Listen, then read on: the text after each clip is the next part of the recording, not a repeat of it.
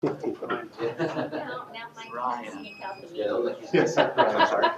This is where I take my fake phone call. Right? Lockie's got the clicker, so I think we're good. Hey, man.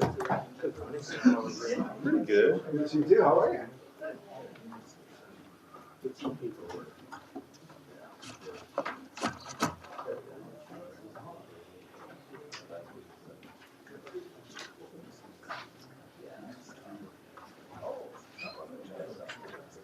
So,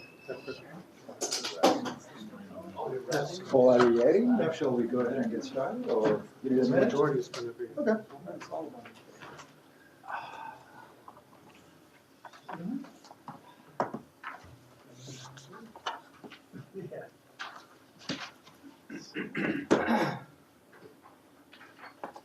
Put this interest over here. You're good, huh? Okay. Well, good morning, everyone, and welcome to our permit streamlining task force subcommittee meeting. It was a while since we met last time. For those of you, well, I think everybody knows me pretty much. I'm Blake Pisopoulos, Deputy Executive Officer with Engineering and Permitting. Perhaps what we can do is go around, with the self-introductions, and we have a short agenda, but two very important items. And with that, Amir. Amir Deshbach, I'm the Assistant Deputy Executive Officer for Engineering and Permitting. Michael O'Kelly, Chief Administrative Officer. Ryan Stromar, Senior Administrative Secretary for Engineering and Permitting. Evangelina Barrera, Senior Admin for Lucky. Paul Wright, Information Management. Laura McEwen, Technology Implementation Manager and Information Management. Saad Karam, Systems and Programming Supervisor. Ron Moskowitz, the Assistant Deputy Executive Officer for Information Management. I'm the first Bill. You're Bill Lamar, Executive Director of the California Small Business Alliance. Bill Quinn with Steve. Bill Pierce, the Boeing Company. David Rothbard, Los Angeles County Sanitation Districts. fantastic. So we have staff also sitting in the back, and also other interested parties, in the audience. So we'll just go ahead and dive right into the agenda. And just for those of you, who may have not noticed, but Ron Moskowitz is the new Chris Marlia. We are very happy to have him here. He just started, 3 weeks already? Yes. And he's going to be our partner in some of the modernization efforts that we are going to talk about today. So we have a short agenda. So what we want to do is, since we just completed our first year of backlog reduction and automation efforts, to give you a brief overview where we are, what we have accomplished over the last year, and where we want to go from here. And then the main topic of the agenda, our main presentation, is we want to demonstrate to you the first online tool, permitting online tool that we have developed, that we feel that we are ready to actually share with the public through a live beta testing. We have been doing a lot of internal testing, so we are at that point that we can at least share it with you, and ultimately, with the prospective users or applicants. And this is for dry cleaners. This is for dry cleaners. Yeah, but there are two others, coming right at the heels of this effort that we are already started testing internally. So we have good news, in that department. So can we go with the first agenda, the first presentation? Excellent. And this thing works, right? So, as I said, we just completed the first fiscal year. We started this effort last July 1, pretty much, of last year. We basically focused on reducing the permit application backlog. When we started last July, we had close to 7,400 plus pending applications waiting on our hoppers. We put an action plan together, and basically we gave ourselves 2 years to put our backlog into a diet and reduce everything by 50%. So that's our ultimate goal. So we managed in the ensuing time to improve our production rates, and we exceeded our goals and objective targets, and I'm going to show you some numerical values to that effect. And one other thing that we did was we also invested in hiring, in reducing our vacancy rates. We used to nurse 22 to 24% vacancy rates. Right now with the new hires, we dropped it down to 11, 12%. We want to go down to the 8% rate, which is the district-wide rate that we are trying to hit. We'll hit it momentarily and then it will go back up again because there are retirements, transfers, so on and so forth. So right now we are sitting around 11 to 12%. We had quite a few vacancies at the senior engineer level that we managed to fill and promote. These are extremely important positions because they are the first line supervisors actually reviewing prospective permits. So we made sure that we have enough brain capacity, sets of eyes, to be able to review the pending applications, and it did produce some results. So we focused the first year in optimizing our productivity, and we went after numbers. Basically, we tried to bring the numbers down, and indiscriminately, So we looked at every single category that you can imagine, and we had 4 very successful quarters, as you can see from the slide. We managed to reduce the number of pending applications by 36%. 50% is the target, you may recall. And we had promised the board and you folks that we are going to be working harder. So we had people working weekends on a voluntary OT basis. We had set aside, a budget. We managed to accomplish this by utilizing only slightly over than 50% of our allotted budget, less than 55%. So we are very proud of what we have accomplished thus far. So our production rates have improved quite a bit, and what I'm going to do over here is I'm going to be sharing with you going back to 2015 and give you a comparison of application received versus permits issued comparison. And ideally, you want to have more permits issued than application received, right, for the numbers to come down. Well, in the first half of 2015, they were barely even, so you cannot really make much progress with that. Same thing with the second half of 2015, same thing with the first half of 2016. In fact, we went backwards a little bit. So when we started a year ago, we knew that we had to reverse those rates dramatically. So as you can see, the green bars, far exceed, the incoming applications, and that's one of the primary reasons that contributed to us being able to be successful in reducing the permit backlog. Ron, Yes, sir. just a question. Yeah. Do you have some quarters or 1 or 2 quarters that are heavier than the other 2 or 3 quarters? Yes. As a matter of fact, let me go back. So if you see this slide, the very first quarter and second quarter, they were very impressive rates. Third quarter, the same. On the fourth quarter, we slowed down a little bit. See, we are kind of flattening. So what happened is, other than the fact that the low-hanging fruit was gone, and things are progressively getting more and more difficult to deal with, normally, every year, right at the last quarter of the fiscal year, we get an uptick on application inflow, and people do that just to beat the new pending fee rates that go into effect in July 1. This year was especially pronounced. I mean, it started in April, lasted through May, June, July, and even in August, even though we were anticipating things to calm down, we are getting pretty hefty, permit application inflow rate, which is good for my CFO, bad for me, probably, trying to reduce the backlog. But it is what it is. So the only way we can stay ahead is by keeping our production rates high. And so long as we are successful in doing that, we should weather the storm. It's just the rates, the progressors are going to be a little slower, than one would like to see. Monty? Yes. A question? Yes. Yeah, so these pending applications, do these also include converting old PCs to? Yes, yes. And I have one slide on that one just to be able to tell the difference. So Every year, we set for ourselves, under the district's goals and objectives, certain targets. For instance, we had committed to process close to 7,000 permits, during this fiscal year, and close to 1,800 new permits to construct. So we managed, with our improved production rates, to exceed our goals for applications processed by 38%, and we managed to exceed our permits to construct issued by 32%.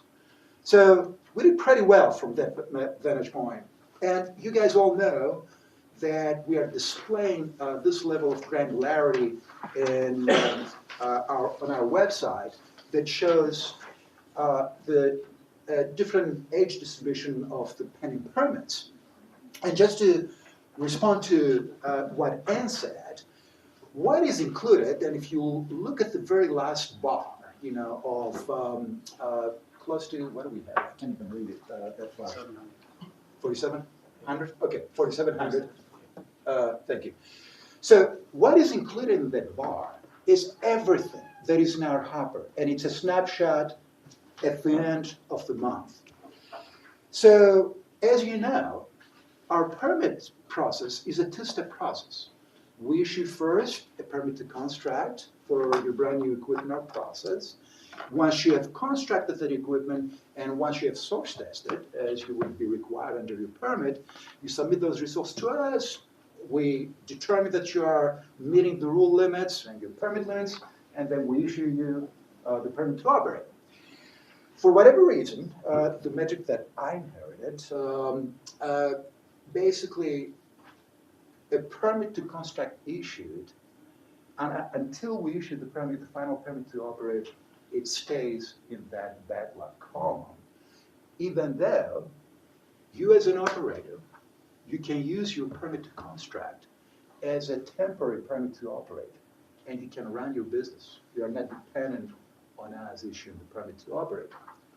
Regardless, that's what I had, that's what I used. But to respond to Anna's question, because the two do not carry the same level of urgency, what would the column look like if we could exclude the permits to construct issued? And it would be that far lower, okay? So we'll start showing to you, our stakeholders, as well as to the public, both ways, in our website, so that people understand that, things actually are a lot better than what the slide suggests. So, when we put our action plan together, this was the trajectory that we're supposed to follow. So it's a 2-year trajectory that ultimately will reduce our backlog by 100%, which reflects the 50% reduction in overall pending applications. So how well are we doing so far with the first 4 quarters? We have exceeded all our targets for the first 4 quarters. We are 73% of the way, so we have another 27% to go. It's going to be a daunting 27%, but we are doing well so far. So as important as it is to keep our production rates high and the issuance of permits, equally important is for us to modernize and automate our permit processing. So we initiated a number of initiatives through a multi-phase approach. So we are under the first phase of our automation and modernization effort. We are developing online permitting tools for 3 very basic equipment, but very widely used equipment in our basin, namely for dry cleaners, gas stations, and automotive spray booths, where we want to be able to give our applicants the ability to fill in, the applications electronically themselves, and to the extent they are able to fill out all the applications, be able to push the button and get the permit online without even having to interface with us. I mean, electronically will interface, but you won't be dependent on an engineer, sending you, the paper copy. And we are proud to say that today we'll be able to demo for you guys the very first tool for the dry cleaners.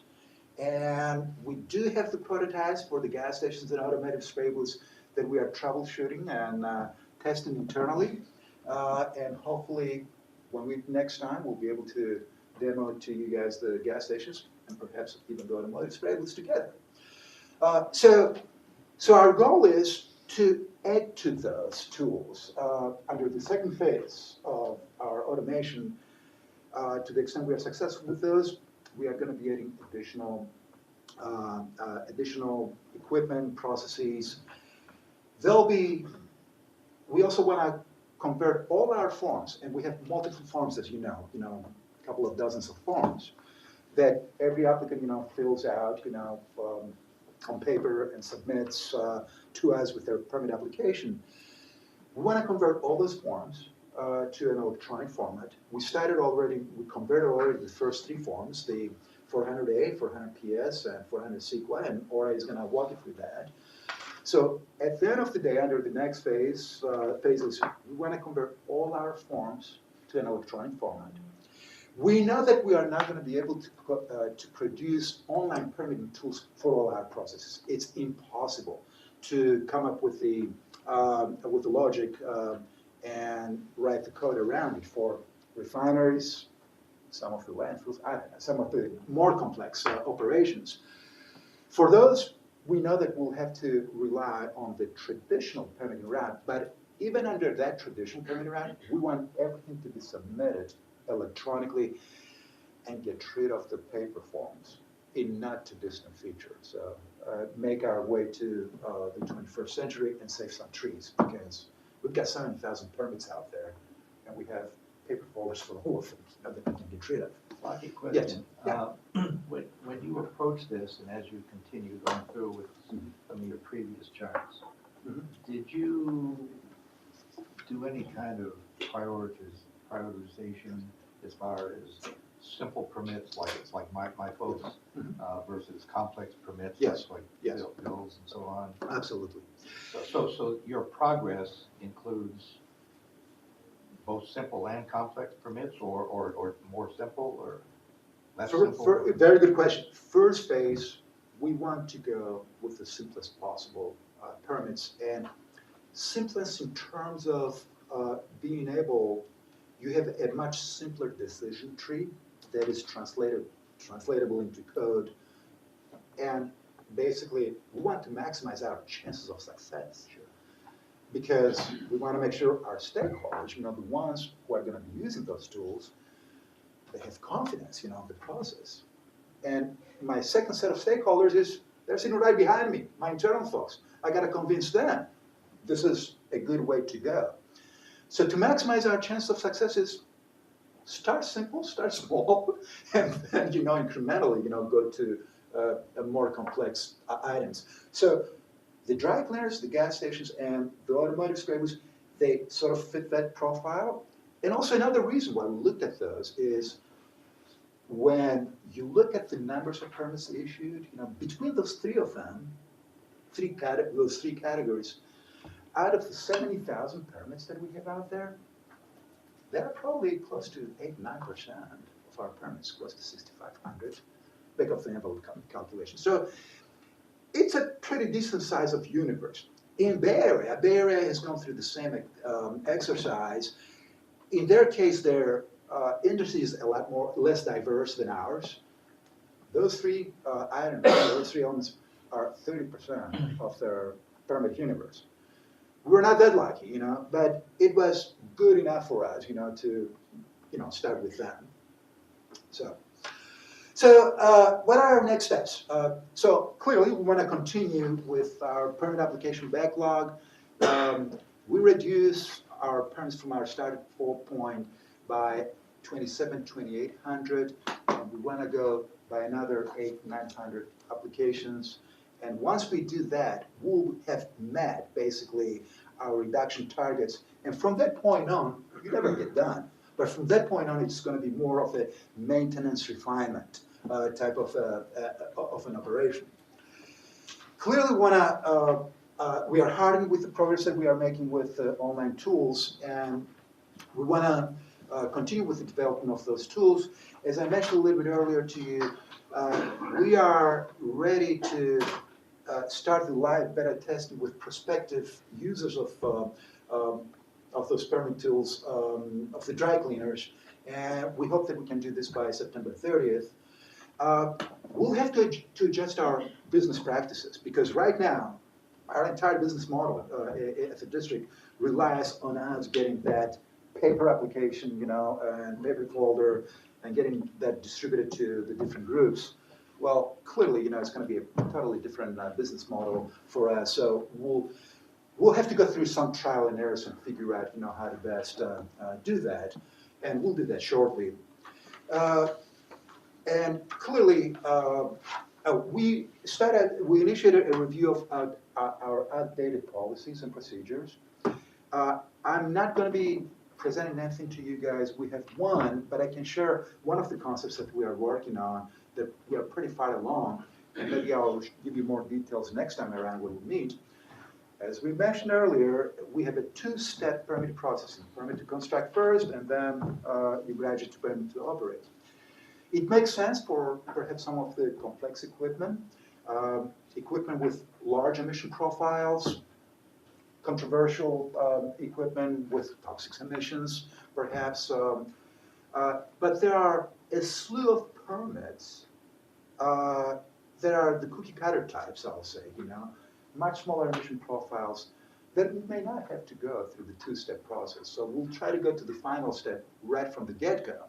And when Bill applies, for his little boiler, for instance, for a permit application, rather than giving Bill first a permit to construct and asking Bill, hey, send me your source test once you have constructed your equipment, and then depending on the results, I'm going to give you the permit to operate. I want to be able to give him a permit PCPO, a permit to operate, with a permit condition that says, hey, Bill, once you construct your equipment, you'll have 180 days to run your source test, run those, send them to us, make sure that you stay, within your rule limits or your permit limits, and we are done. So that will greatly simplify, we started troubleshooting and experimenting with this in a number of different units. So we are preparing a policy that we are going to organize this and implement this across the board. And we are almost done from the engineering and permitting side. We are working with our brethren in enforcement and other offices just to make sure, they adjust their business model to be able to accommodate this. So, as I said, I'll be able to give you more once we have it finalized. Question. Yeah, go ahead. Going back a couple of decades on this, permitting is a subject that keeps coming up every once in a while. So I guess I'd be remiss if I didn't bring this up again. With some of we've been talking about simpler permits and cookie cutter and things like that. Wouldn't this be a good time to look at registering some of these items of equipment rather than permitting them? Now is good as ever. I mean, it would be cheaper and faster. Yeah. I mean, you already know what they're going to do. There's not that much Right. to under the So we have already a registration and a filing program. 222. And apart from 222, we have also a registration for emergency IC engines that we work with the vendor and we certify their IC engines, the emergency IC engines. You, as a prospective new buyer, or new user of that equipment, if you are buying or if you are installing an IC engine already certified by us, that permit goes through, a lot faster. But to make the long story short, in our next phase, still everything is paper form based. In our next phase, we want to go the electronic route with all those, and we have quite a few of them. So we want that menu of 3 to go to 33 if possible, and that's our ultimate goal, to make that list, as long as possible, as long as it can stretch. So The first year, we went after quantity, guys. We just want to get the numbers down. We did well, and probably will continue that for another 6 to 12 months. But as we get over the hump and we're hitting our targets, our next phase, we want to go after quality. Because not only we want to bring the backlog down, now we want to see whether we can beat our time rates. Our rule says, okay, you got to issue the permit within X number of days. Well, can we do better? Let's shoot for something better. So that's what I said, by improving customer satisfaction and improve metrics, rather than looking just at the sheer number of pending applications left, maybe we can introduce some timing element, that we can gauge ourselves and challenge ourselves, against. Lucky on that Yes. note, I thought in past meetings we talked about some way that permittees can go, or the applicant will go online and be able to see where your permit is in the Yes. process. Yes. And be able to see generally where it is. Is that still something that's Yes. being dealt with? Yes. It's something that we didn't make a huge progress, and we deliberately delayed that a little bit because we didn't know how those online tools will evolve, and we didn't want to create a process that will work with our old permit system that may not work with the new ones. But in our next phase, that's definitely going to be in, and we can talk a little about it a little bit later, but right after this, maybe in a couple of months, Laura and her team, in partnership with us, will be going back to the board to secure the budget for the next phase, and it's going to be definitely, part of that effort. And this is kind of pie in the sky. No. My idea, my next thing I'm going to say is pie in the sky, but if it's something that would be as simple as, I use Amazon and say, okay, I submit my order, and it says it should be expected within this time to this time. Is that something eventually we could have some estimate? And like Amazon, sometimes Yes. it's like, hey, your package has been delayed. Yes. But at least you can have an estimate of generally how long it'll take to get your permit. Yes. Is that something that is doable? We can certainly think about it, whether the timing estimation will be able to be that sophisticated from the get-go. But at a minimum, we would like to establish a process diagram that tells you if you are stuck, where did you get stuck, and why, So, and we have the ability through our existing system to be able to extract some of that. It's not straightforward, but at least that's what we'll try to do. And eventually, as we get a little more sophisticated on the online business, we'll be able to improve the level of sophistication of the tracking system. Somebody said the Amazon, something like that. Yeah. Yeah. It says shipped. Yeah. I just happen to have an order in Amazon. Yeah. Yeah. Track, and But expected by. keep in mind, though, it's a very simple logic. Hey, if they look at it, did your Visa card, clear? And if it's yes, they're shipping the product to you. There are so many steps involved, with our permitting system, and especially if it's a Title V permit, if it's not, do you have the source testing results to support or not? Do you have the ERCs to support your users? There's a lot, a lot of, entering points, and probably our tracking system that we are gonna produce, will reflect some of that complexity. So anyhow, the short answer is yes. It's definitely in our to-do list because that came loud and clear for many of you that you want to see it, and from many of our board members actually that want to see it too. And last but not least, we have the so-called XPP program, and we want to take a comprehensive look at it this fiscal year. Probably will defer to the second half of the fiscal year, but definitely it's a commitment that we have made, and we want to see whether there are ways we can improve the XP program beyond. Yeah, it's kind of the same parallel of Amazon again. You say, okay, I want my package next week. It's another $5. Right. Same type of thing. Yeah. Can you see the value in spending the additional money? Yeah. Because right now it's a little nebulous as far as, okay, I want to expedite my permit, but we're not quite sure how long it'll take to get. Yeah. And to be frank with you, let's keep our optimist hat on, and let's assume 6 months to 12 months from now, we'll be done with the backlog, and we have a much more manageable number of pending applications left, which will reflect basically a working inventory. Maybe you as an applicant, you won't have the need, to go to expedited permit process. Maybe you would, I don't know. There will always be special circumstances where your back may be against the wall, you may want your permit, by yesterday, So, but it may be a lot more manageable, and the service, the quality of service, we may be able to improve it, way beyond what it is right now. Since you your practice is not to realize the revenue from those permits. Yes. Until the permit's actually issued. Mhm. Have you ever done an estimate on how much in the millions of dollars that you have but haven't realized because of the backlog? We did. As a matter of fact, my CFO is sitting right here. What he'll tell you is most of the years in the past. We might have talked about it in budget. Most of the year, I don't remember. In the past, we'll be running a deficit. Our revenues, our permitting revenues for brand new applications versus what we have budgeted, we always have a shortfall because our engineers don't spend necessarily 100% of their time, in permitting. Often, we assist planning rules, or we go out and assist our enforcement team. We do other things as well, so you always have a gap, and especially if the permits, sit around for a year, 2 years, 3 years or so, that you cannot fully experience. You're running the deficit.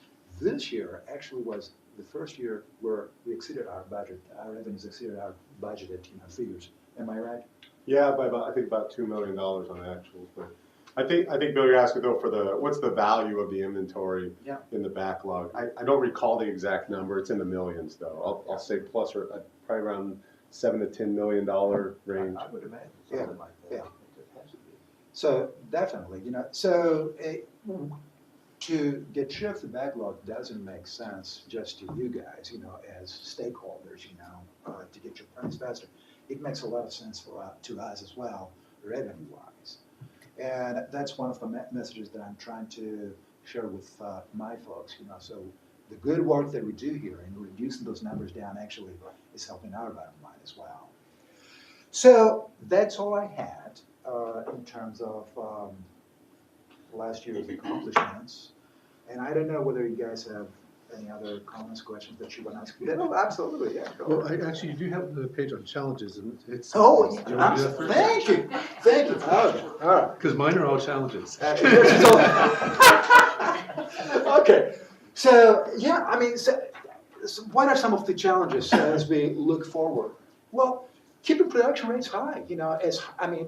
You can drive the people as hard as we can. Up to a point. At some point, fatigue sets in. The low-hanging fruits are gone. Trying to reach higher and higher branches in that apple tree. It takes longer, to process permits. So that's a challenge that we have to deal with internally. Integrating those new tools into our business model. We'll have to figure it out. We have to figure it out fast, and we've got to have a streamlined way of doing it. As we hire new engineers to reduce our vacancy rates, we are losing quite a few engineers, to retirements, because you guys have been working with us long enough. As you know, we went through a hiring freeze for a very, very long time. So we have a bipolar, bimodal, age distribution in our workforce. So as these old-timers, are retiring, we are losing a lot of brain trust. Yes, we are getting, new blood, a lot more energy, but the new engineers, it's very difficult to expect high production rates because the work that we do is so esoteric. It takes 2 to 3 years to fully train an engineer in the various processes. So again, it's a balancing act that we have to do ourselves, but it is a pretty big challenge. As you all know, there's a clear direction from the board for us to phase out the reclaim program and move to the command and control. It's an easy direction to staff.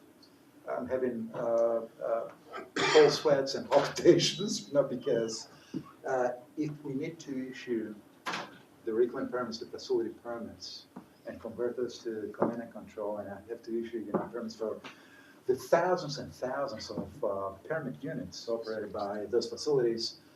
I don't want to say all our gains, may evaporate, but we may see things, backsliding again, partially at least, to where we started from. So we have to be very careful how we do that dismantling so that we don't overwhelm ourselves and our customers, stakeholders. So can we spend a little more time on that? Yeah. So it's, in my mind, it's much, much more than just board direction. There's a bill out there called AB 617 that's been signed into law. Yeah. And it has some very dramatic dates depending on how you Yes. read that. Mm-hmm. And some of those dates are pretty scary for major facilities. And so it seems to me that, I mean, I don't want to be overly dramatic, but I'm visualizing Florida and looking at Irma. I mean, it's kind of that serious in my mind, and so it seems to me that you guys should be gearing up with a plan on how to deal with that and staffing up and preparing, because it's going to be horrendous. It is. And with these deadlines, I don't know what type of flexibility your executive officer will have, but it's a big deal for my members. Right. And so I appreciate all the progress you've made on the smaller sources.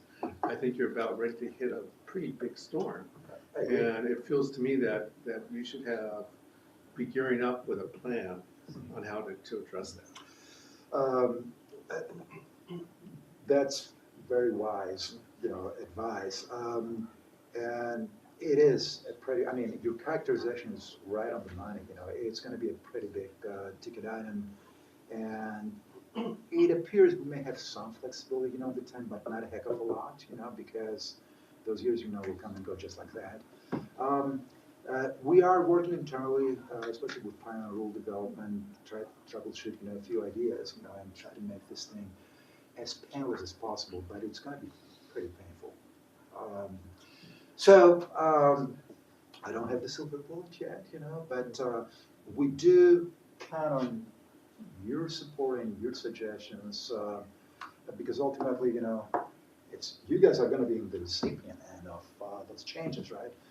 So any suggestions that you may have that will make this thing as less painful as possible, would be very welcome. I think the thing that would help my members the most is, even if it's short of your Amazon timeline, which is really nice. I mean, I support that, but I know for complex facility that might be challenging.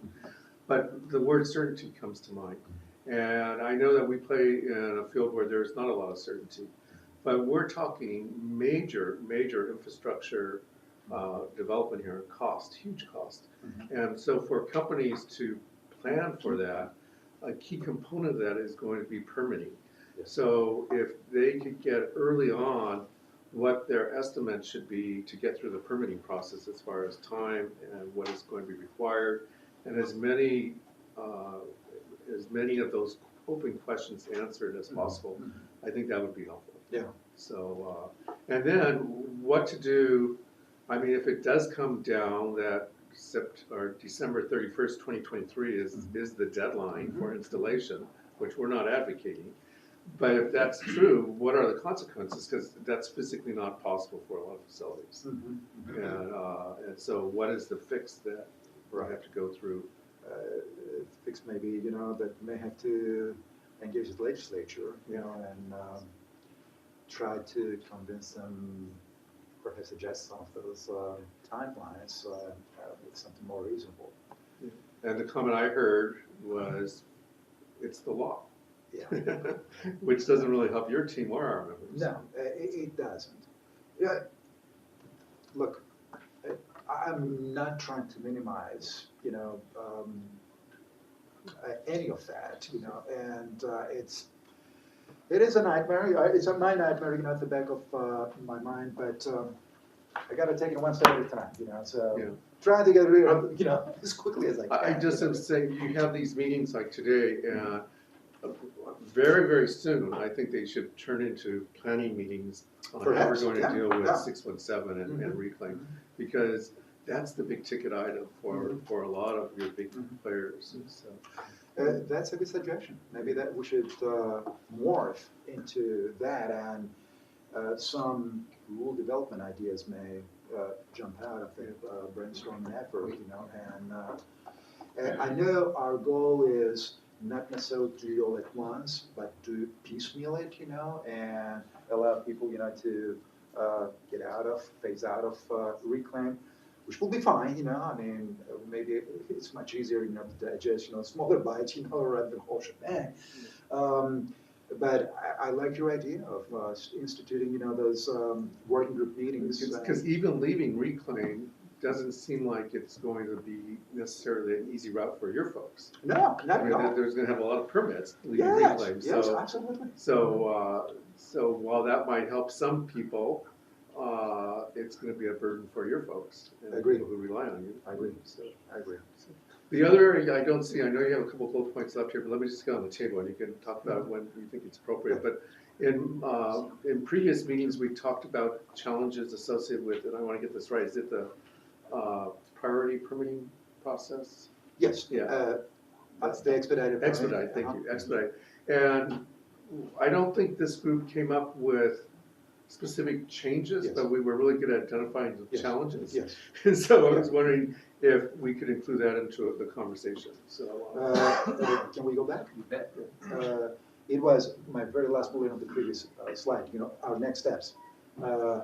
So enhancements to the Oh, XP that's program. go ahead, speak. So definitely, it's on our map. Sorry. We deliberately, in fact, if you look at our budget for our office, it's one of the explicit commitments that we made, for the second half of this fiscal year. We deliberately left it for the tail end of the year, hoping and expecting, as we bring the backlog down, some of the ills, real or perceived, of the programs may disappear, of their own, and may make our job a little bit easier. Bill?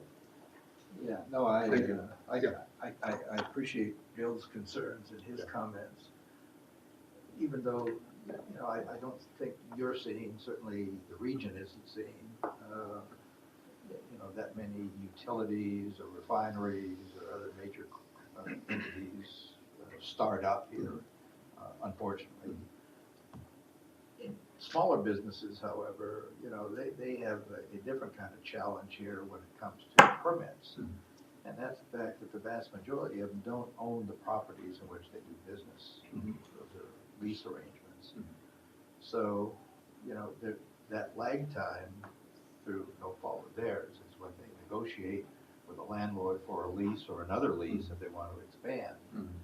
They apply for a permit, and then there's that lag time. Now, their lease payments are ongoing, but they can't legitimately start business in that facility, that new or expanded facility, until they get a permit from you guys. Yeah.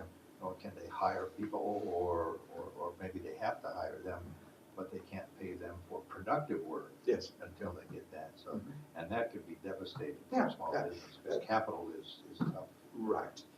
Look, I hear you loud and clear what you're saying, and we fully embrace that, and we understand.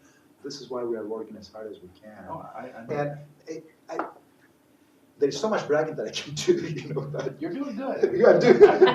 But some of the figures that you saw there in where we are in terms of remaining pending applications, I made that comment, I think, to you guys last time we met, and also to the Station Subcommittee. Last time we met, we were at that was the best level that we have been in the last 30 years. And 3-4 months later, today, we are doing even better.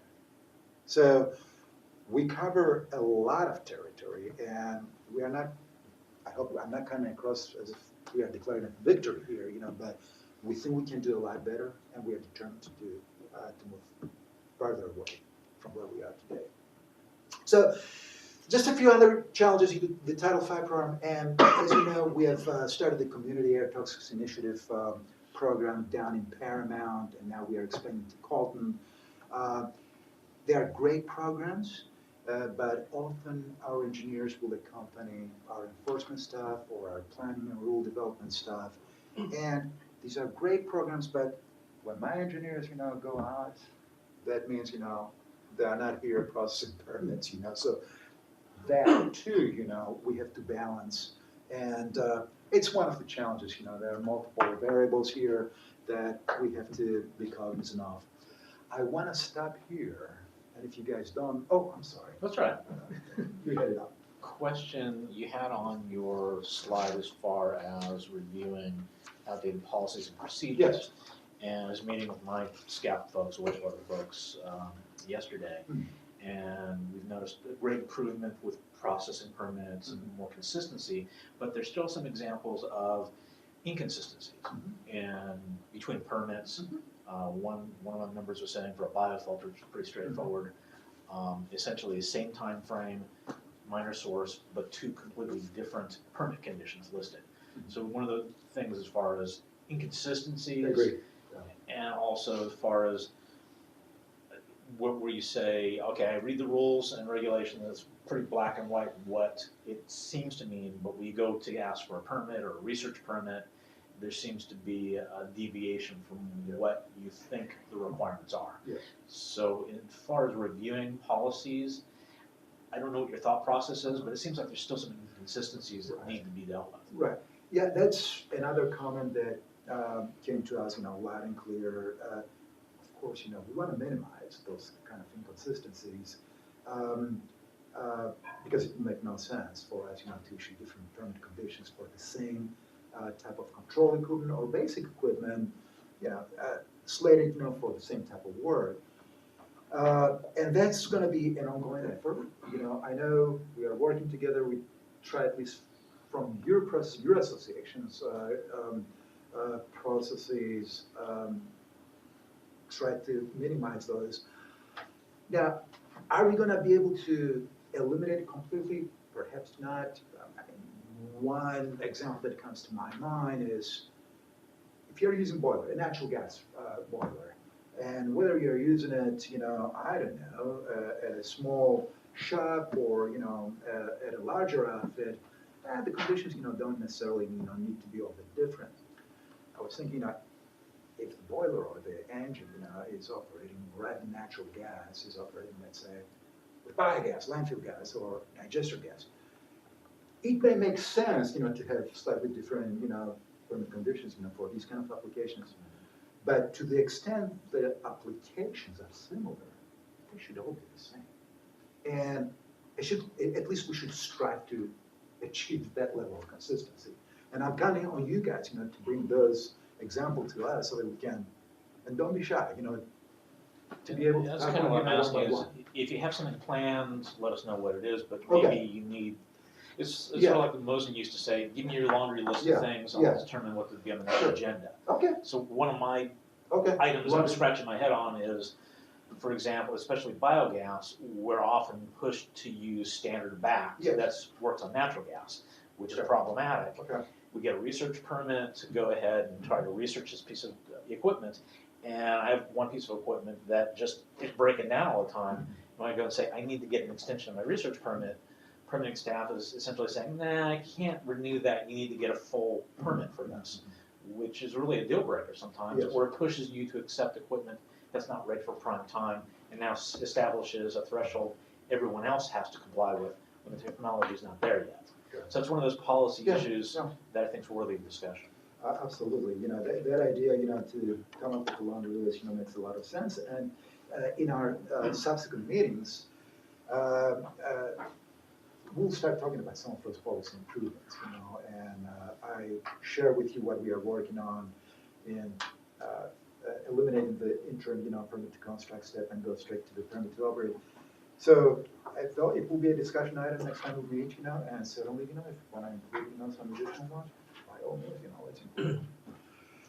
Guys, I really want to transfer it over if we don't have any more questions to. Just a real quick one for Title V. Yes. We previously talked about the EPA statement of basis and how burdensome that could be. Is there any news on that being better? A little bit.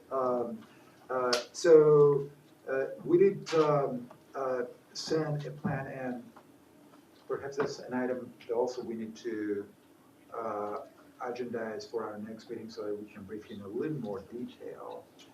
So we are gonna be going through a more expanded statement of basis, among other things, that unfortunately, will lengthen out Title V, issuance. But this is something that EPA was insisting on. We negotiated. Actually, we said, look, we are gonna do it gradually, and we basically said, we are gonna deal with 10% of our applications in any given year. So it's gonna take multiple years, for us to go there. But I'll be more than happy, to brief you in more detail about some of those elements.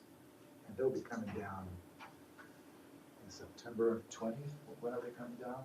Okay, we have a face-to-face meeting with them. So next time we meet, we'll have a lot more. The same offer I've shared, and Yes. others would absolutely join into this, I'm sure, is if you need stakeholders to go to EPA and say, this is a burden, we're Yeah. happy to show up and say Okay, that.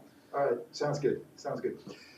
So if you don't mind, I'm gonna turn it over to the star presenter of today, Aura McEwen. And she's gonna demo our first online tool, and Aura, it's all yours. Thank you. Good morning, everyone. Again, my name is Aura McEwen, and I'm the Technology Implementation Manager responsible for the Permitting Automation Software Development Project. To my left and joining me in the demo today is SCAQMD, who's the project lead, working directly with our software development teams. And then to his left is my boss, or our boss, Ron Moskowitz, the ADO of Information Management. Ron, did you want to say something before we get started? No, other than I'm just really excited to show you this demo. We've worked really hard on it. The team here has spent many hours perfecting it, and this is a demo, so we're happy to field any questions. I know time is limited, so I'm just going to hand it over to Aura. You want to just close it? Okay.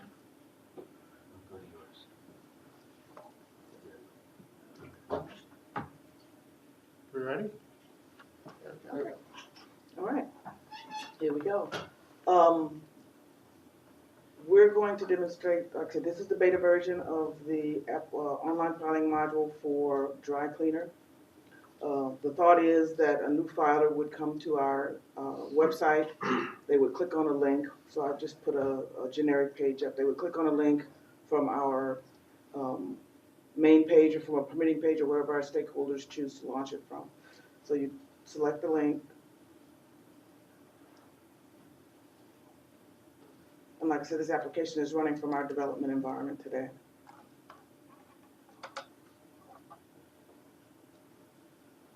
And it would take you to a login page. From this login page, if you already have a username and password, you can enter it to log into the application. If for some reason you forgot your password, there's a facility to send you a temporary password. But what we're going to do today is assume that you're a new user, that you're not registered, and you need to create an account. So on selecting new account, you would come to a user registration screen. So first you need to select the facility ID that you want assigned for you to do work on. There. And you can have more than one facility, and for today's demonstration, we're going to add 2. There is there's an application currently being tested to allow you to create a new facility ID if you don't already have one. So hopefully that will be ready at the time of application launch. So we're going to add another. Grab onto that. So we have 2 facilities that we're asking to have access to. We're going to ask you for 3 pieces of information: a username, a password, and an email address. So we're going to put in, let's see, new edition. So you're at a consultant role or an owner of multiple dry cleaners at this juncture, okay? And we need a password. And the password, 1 number, 1 special character, capital. So I'm going to put in based on those rules. Put in starch. Okay. That would be. And you need a valid email address.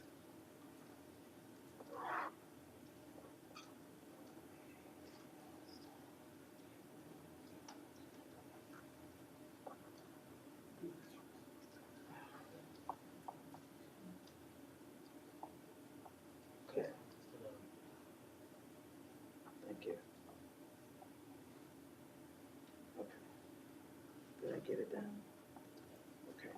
Now you have the capture's been disabled. It will be active in production. So you would need to respond to the capture, and it's not one of those squiggly letter ones that you wouldn't be able to read. It's the grid that says, check every box that has a light bulb or whatever. So you'd respond to the capture, Oh, this failed was. agree to the terms and conditions, and then click register. I never read those terms and conditions. I just accept. Pardon me? Okay. There's, kind of threw me off a little bit. There's a page we have to throw up on here. There's a page that's missing that says you need to go to your mail and click a link to confirm your email is valid and complete your registration. So I'm gonna go to Google, grab my Gmail. Okay, so you should have two emails. One that says, welcome to AQMD. It's saying you registered, congratulations. And another one that says you must do your email verification. So you would click on the link. It's gonna return you to the application, and now you should be able to log on using the user ID and password that you just created. So that would be new 11. And that would be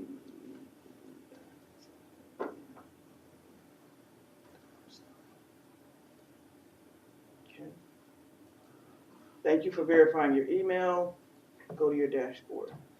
The very first time you register, it's going to bring you to this screen because you might have registered for more than one application. In the future, when you log in, it should take you directly to the application. So from this screen, you actually should go to the dashboard for the facilities that you're registered to file applications for.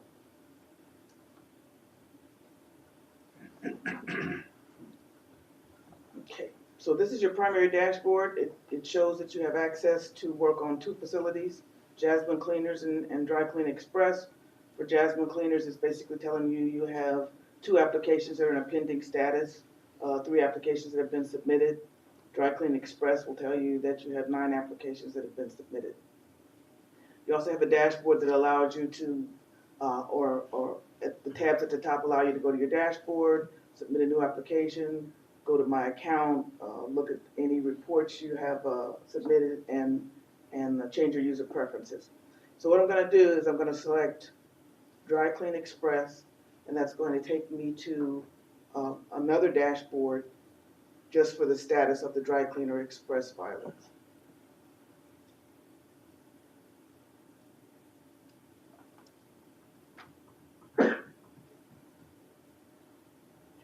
Okay, so now at this point you can see you actually have 11 applications actually that have been filed for this facility. And this will show you the status of them. So what we're going to do today is actually file a new application. So I'm going to select new application. And at this point, like I say, the one that's available is dry cleaner. So I'm going to say I want a dry cleaner, submit a dry cleaner application, and press continue. You'll be presented. Or I have a question. Those 9 applications, are those for, theoretically, I guess, for equipment in that facility, or is that a historical record? That's for that facility. You can have multiple users that have filed to have access to a single facility. So whatever work that they have done, when you access that facility, that work will be presented. I don't know if you answered my question or not. Are those 9 9 entries there, is that for 9 pieces of equipment that require Yes. permits? Yes, Okay, it is. not a historical file of the past 9 years or something like No, that? no, no. Inactive versus active applications and permits, I think is what it's asking. No, these are all active. These would be a history of all of the filings. So it is a historical file? Everything that's been submitted online for this facility would be in this list. How about old paper copies? No. So that'd be excluded from this. Yes. Okay. Remember, with this process, this is the time zero. We start creating a new history. So you fast forward, a few years from now, we may be able to, even though this is something fictitious, we may be able to come up with a history, like the one that Aura is presenting. And again, logistically, the stakeholders are still figuring out the business process that they want supported. And at this point, this is like I said, the first pass. Okay? So I had a question. Hierarchy of the system or users. Can anyone basically then go in and modify if there's a permit in the system through this? I mean, does anyone have the ability to go in and maybe modify or? And I'm just thinking of other systems we have access to. There's sort of a hierarchy as the owner. We set up who has the ability to actually just view or modify or. And I was just curious how this would. Well, this is strictly now for the brand new. Right, this is for brand application, new applications. And, I understand that. Unfortunately, because there is no electronic, historical, files that we can upload and call, you won't be able to modify online yet. But as we move forward in time, we may be able to have that ability. We don't There's want also that, this right? system, We don't want that. Right. I see what you're saying. You are saying, He you don't doesn't want want, to. he doesn't want me. I guess I'm just trying to, as this expands and. I mean, understand what you're saying. we've had the same problem with Reclaim historically because, I mean, once you set up a ID and account and then you might have hired somebody to do work, but then it's impossible, even though you might terminate a contract, you can't remove that person's access, and so it's just a question how. And well, this module itself is for small facilities, and the login for larger facilities is gonna be much more involved. So there's gonna be additional security for larger facilities when that gets rolled out. This is only for non-Title V, non-reclaimed facilities. Okay, because I'm thinking something more like smarts, like stormwater and right. stuff, where you can actually, I mean, as the owner or whoever sets up the original account, they can designate who can do what. And all that will be kind of investigated once this expands to larger facilities, because there's going to be a much more involved login and confirmation of identity. Okay. It's a good point that you're raising. I mean, We just want to make sure Sure. no one has the ability to go in. Yeah. We agree. Yeah, we agree. This is driven, the 400A is the actual business process application. It's integrated with a core application that does have the ability to support a much higher level of security. It's just that our stakeholders need to determine what they want implemented, and we can configure the module accordingly. And one of the things that we put into consideration was, for a small business, if you make it too complicated, will they even use the process? Because they can just immediately turn around and just fill the piece of paperwork and turn it in. So we're trying to make this as simple as possible. Right. I wouldn't call it simple, as easy to use for somebody who's not very Yeah, but I've got familiar small with the businesses process. that have 200 to 300 employees, so. Well, true, but a dry cleaner, at this point, the program that we have developed No, is I understand. specifically focusing on the facilities that have very small number of employees and very limited in the operation. When we get into a more complex type of a processes, we probably won't issue a permit online. it would be just more of an online submittal for more complicated facilities. But for a dry cleaner, we figured out, if the person, you put in too much, a lot of Mom and pop. process, they just go, I'm just gonna fill up a piece of paper and turn it in and bypass the whole system, because then there is no need for this, because I can just take 10 minutes to do this, and all the effort that has gone into this would be wasted. At any rate, the first screen that you're presented with after your login is general instructions. And basically these instructions will tell you can file electronically. It explains a little bit about how the modules and the toolbar works, gives you an idea that you're gonna have to spend, how much time you're gonna have to spend doing your filing. So you have the opportunity to not show this message in the future or display it each time you log in. So upon continuing, we're going to go to the 400A form filing screen. Now this is your status bar. This basically indicates the modules that you need to go through to complete your filing, which would be the form 400A, 400PS, 400 CEQA, 400E7, any supplemental document upload, a payment process, a final review process, and a submission. Then on every screen, you'll also will always know what form you're working on and what facility ID you're working on. So again, on the left side, these are the pages or the sections that you'll have to go through for each form. So for the 408 form, you need to complete information for operator information, facility business information, application information, authorization. When we get a little further into it, I'll explain the colors after I get to a point where it's going to do a change. But what you're shown here is your operator information, your permit mailing information, and your facility type. None of this information can be changed, and the instructions let you know that if you need changes, you can submit a request for that. So upon selecting next, we're now at the facility business information. This information can all be updated with the exception of the NAICS code. And they question you as to whether there are other facilities in the jurisdiction. If you select yes, you'd be prompted to enter that information. If you select no, that field is hidden and you can continue. You're now on your application information page where you must select your application type. Today we're going to select new construction.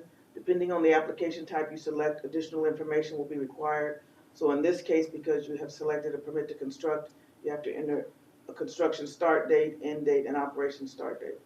So the way the calendar is set up, you cannot select a start date earlier than today. You cannot select an end date earlier than the start date, and you cannot select an operation start date earlier than the construction end date.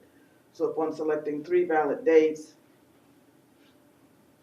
like I say, you move to the next field, which is description of the equipment comes from the database and it cannot be changed.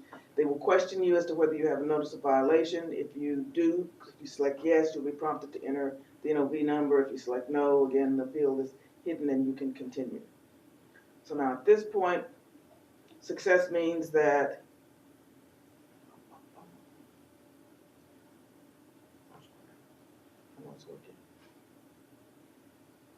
I need to talk slower. Okay. At this point, your application number has been generated and the status of your filing is created. Okay, so now you're into your authorization section. You're questioned as to whether you want to review your permit before issuance. I'm going to say yes. Do you want to claim confidentiality of data? Yes. The rest of the information comes from the database, but you can update it if needed. And the email address is per application, so you do have to, again, enter a valid email address. Pardon me? That's okay.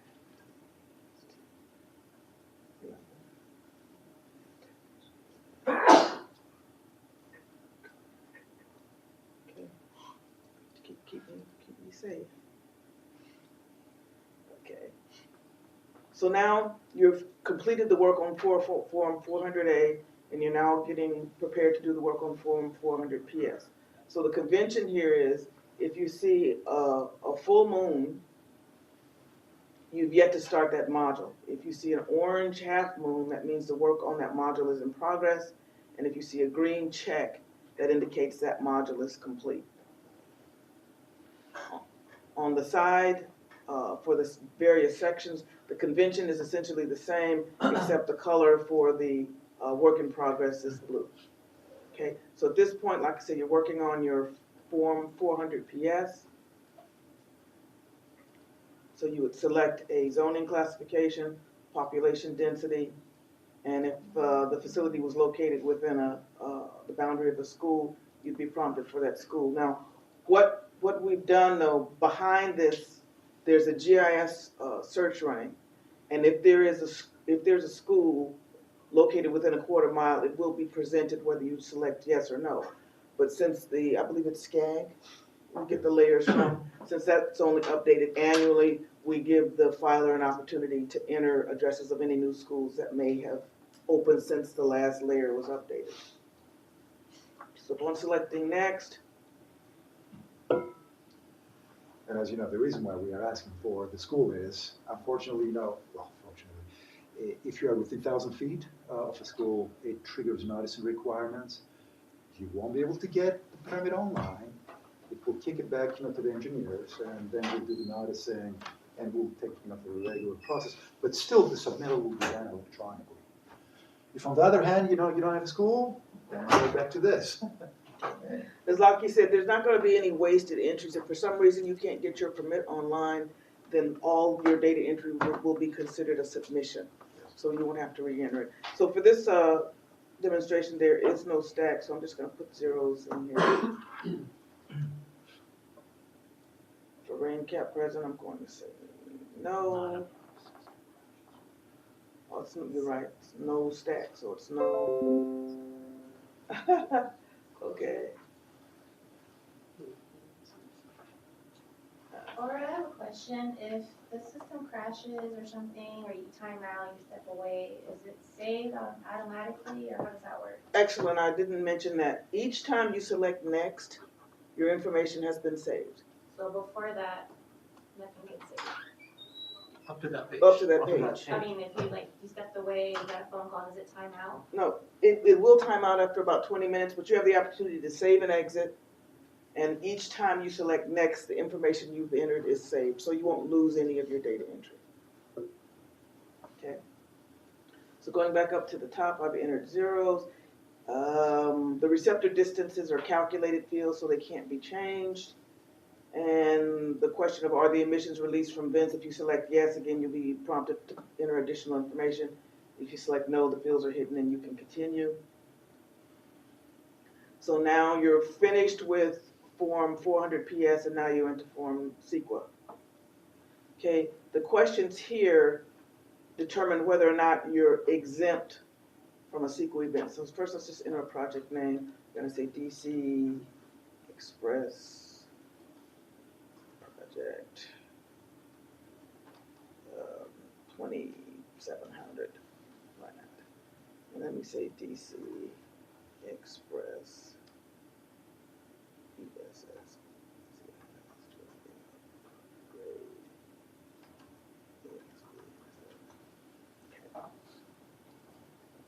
Then again, these questions determine whether or not you're exempt from a SEQA event.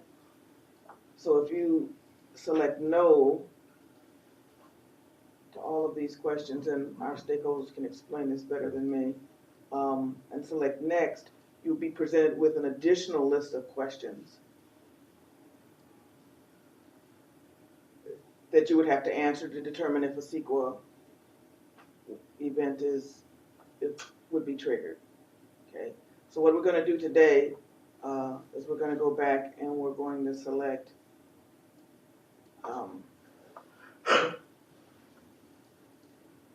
yes to at least one question, and if you select yes, then you're exempt. So this will take you to the next screen. And at this point, you've completed your SEQA module and you're now into the Form 400E. Starting with your equipment description. So you select from the drop down, you select a manufacturer. The model, based on your manufacturer selection, the model number will be filtered. You can optionally enter a serial number. And from a drop-down, select your control type. Will that information be updated periodically, or what happens if you have something that's not listed? You can.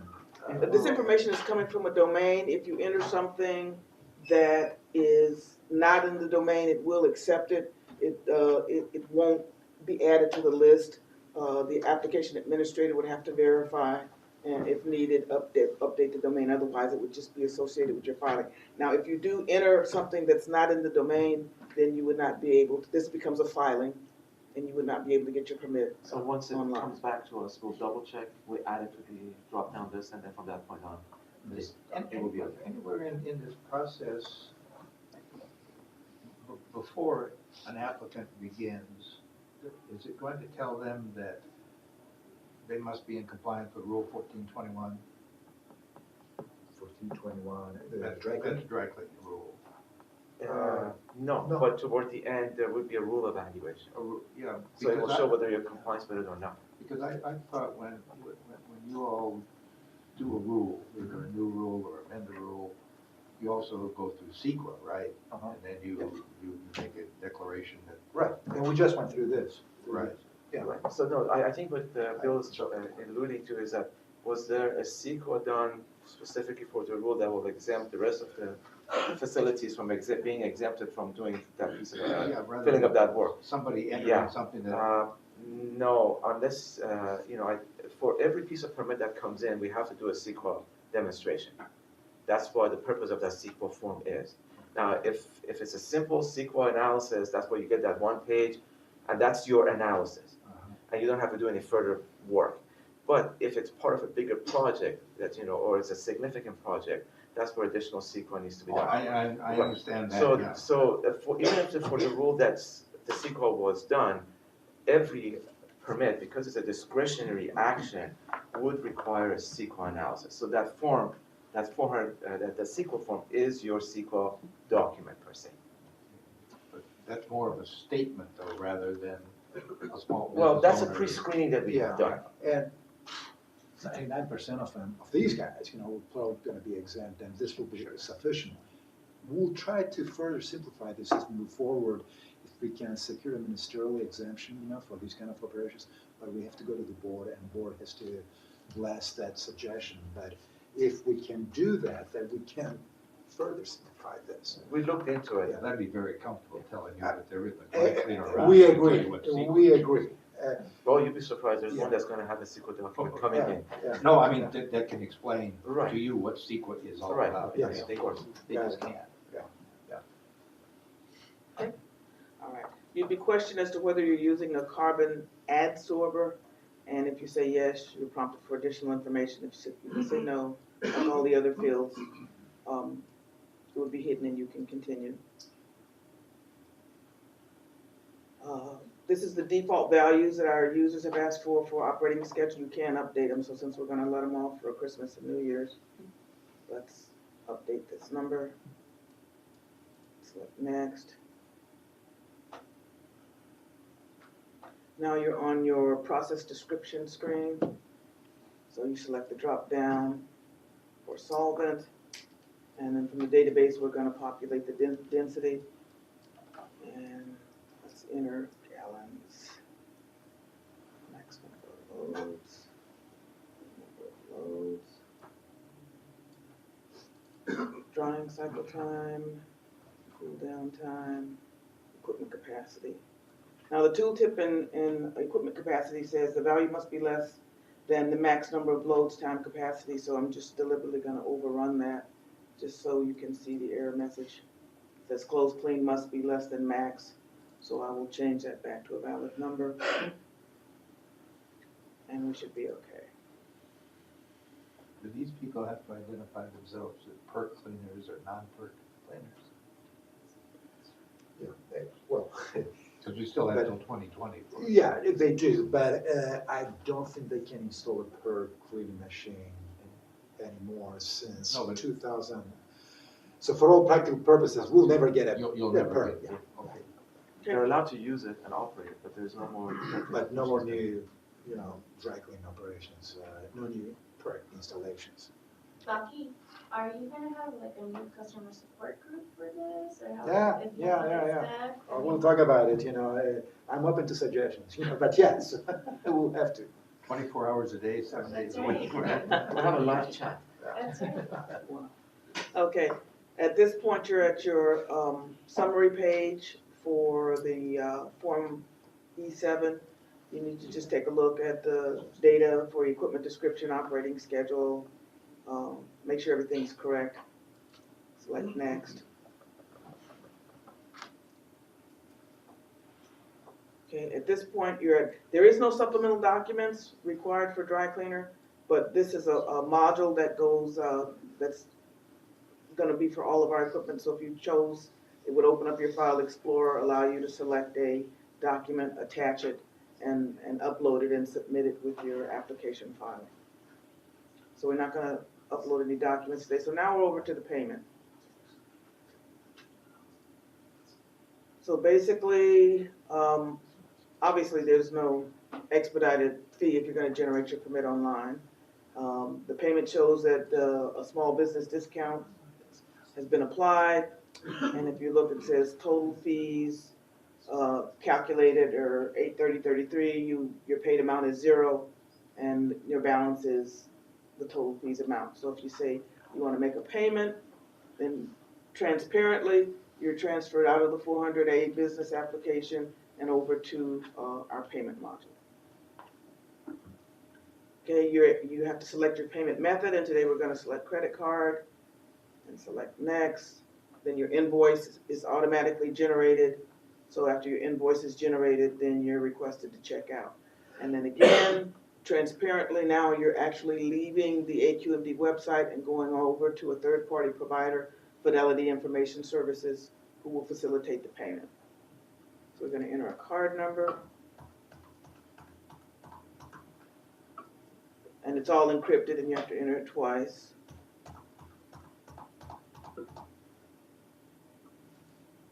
And this is the same scrutiny as with any other credit card. They're going to verify that your address matches with the zip code is correct and that everything. Normally, whatever happens with any credit card, that same verification process goes on. So the name here is what I call her, New Vision.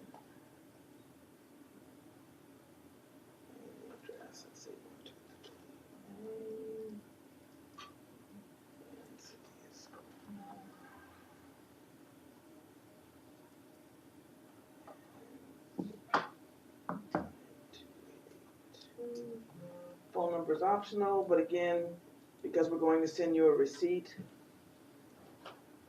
you need to put in a valid email address.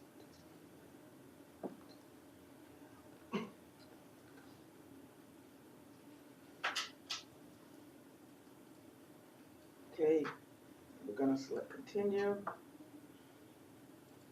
You'll be presented with terms of payment. Read your terms of payment and agree, and then you can continue. At this point, you have a payment confirmation page. Your convenience fee has been added by the third-party provider, and you're presented with your total fees due. You can go back and make whatever changes you need to make or go forward to process the payment. So we're going to go forward.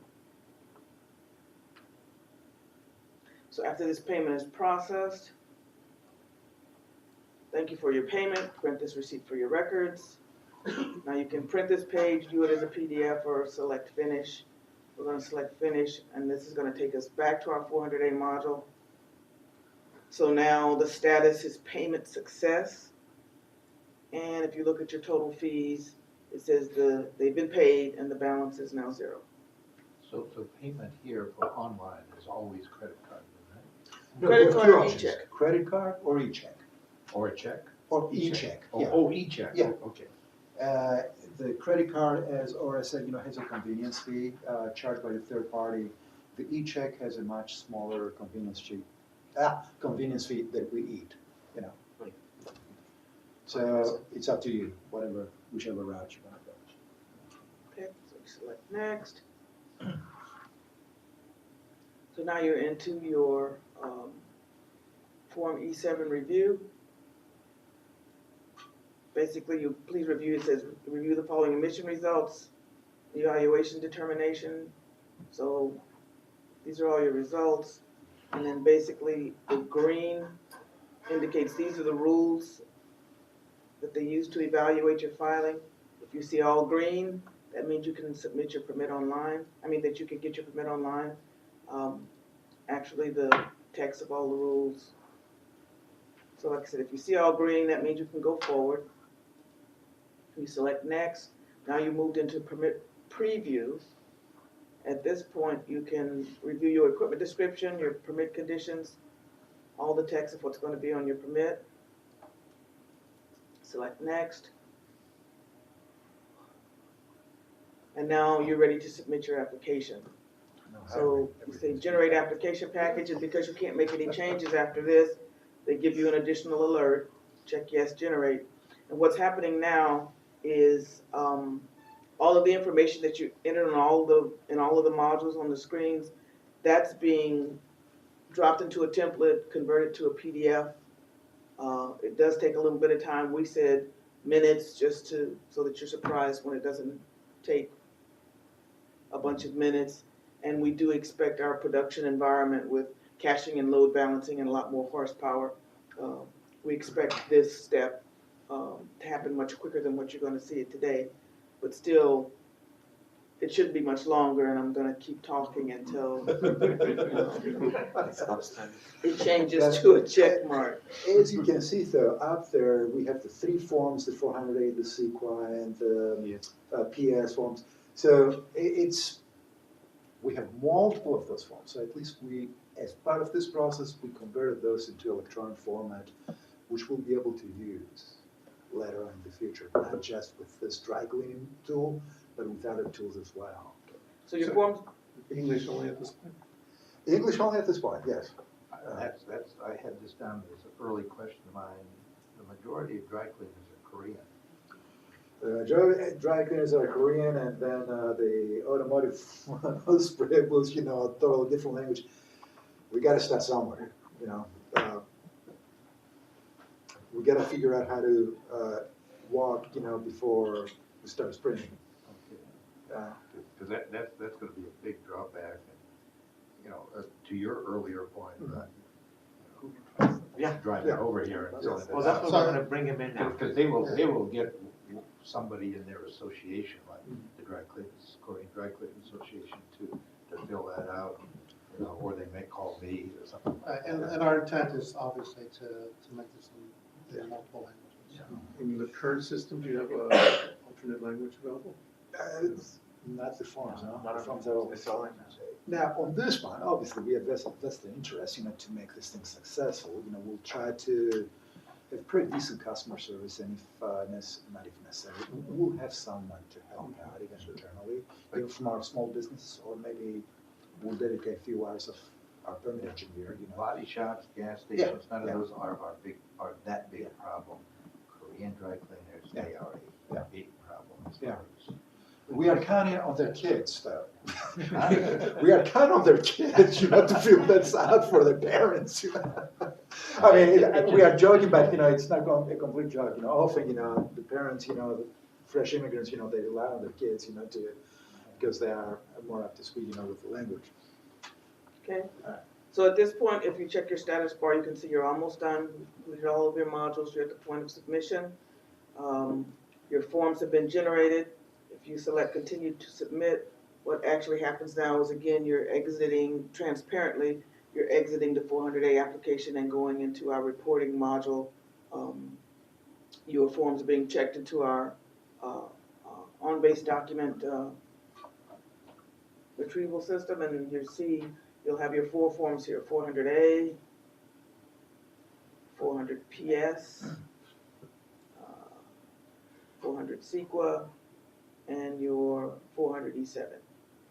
Okay, so you need to, for each form, you need to agree that you read the document. So I agree.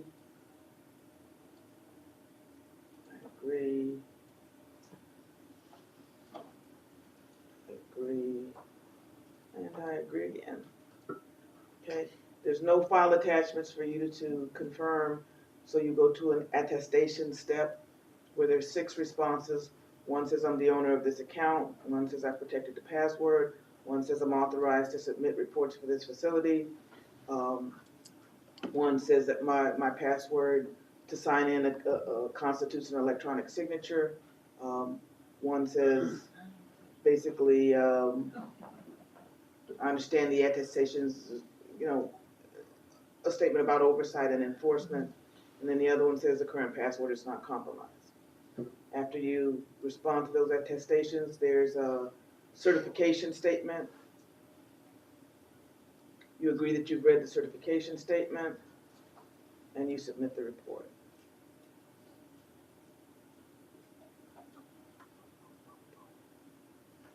At this point, it should take you back to the application.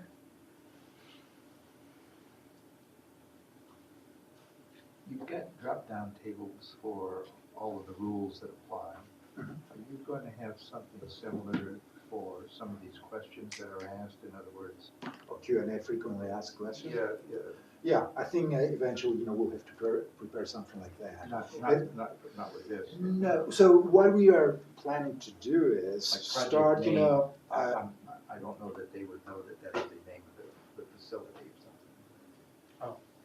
Yeah, those, Yeah. if you notice, every page that was passed had an instruction section up top that you can hide or see on a personal level. And all kinds of instructions are in that package that tells you exactly what you need to do. And so we can, if you I as you didn't see review that. it, I'm okay. an old guy, so I didn't. It's kind of hard to see from the system. yeah, And we're also thinking about creating videos. yeah. And So putting it on the there'll website, be a and demo. how tutorials, how to do What this stuff. Ora is going through, we'll probably have something similar, on our website, where it takes them, through the process. And the frequently asked questions, I think it's a good one. As we go through the live beta testing, and we start receiving those questions, we'll start compiling them and might as well, display them.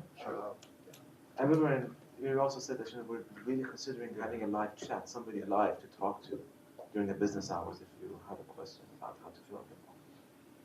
But that's going to be in the future phases, not at the current phase. Okay, at this point, your application status is submitted. You'll receive an email confirmation shortly. If you don't, then you're requested to contact SCAQMD. At this point, you can return to your dashboard, or you can log out. I'm gonna go look at it. I'm trying to buy some time. Oh, okay. There it is. Okay, so you can see your numbers have changed from 9 to 10 for the Dry Clean Express. I'm going to go to my email and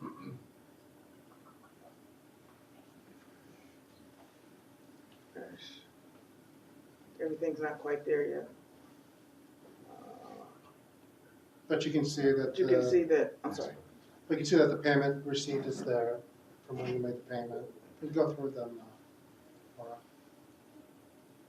Okay, there's another little anomaly that's repeating itself multiple times, but you should have a receipt for your payment. You will have a message indicating that your package was submitted for review. And if this doesn't come up now,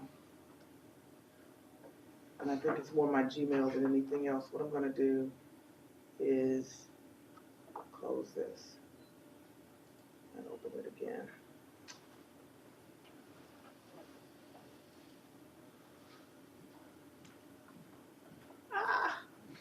There it is. Okay, so you have your online filing submission and the forms that you had looked at before. These forms are presented again in forms of PDF, so you can, all the forms that I just showed you before, they're attached to an email. So you can view all of them. And last but certainly not least, what we've all been waiting for is your permit. Okay. So you have a letter that says, thank you for submitting your online application. There's your permit. And this is it. There's your online permit, ready to be hung in your facility. We're still waiting for Lockie to give us his signature block so that we can update Sign all this. the permits.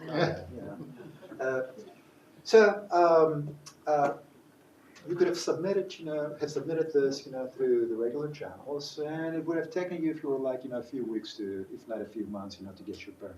With this one, just as already indicated, in definitely less than an hour, I think it was, but 40 minutes by talking, and demonstrating, you'll be able to get your permit online. I have to ask this question. Is this program between the filer or the applicant and the district, or does the public have access to this?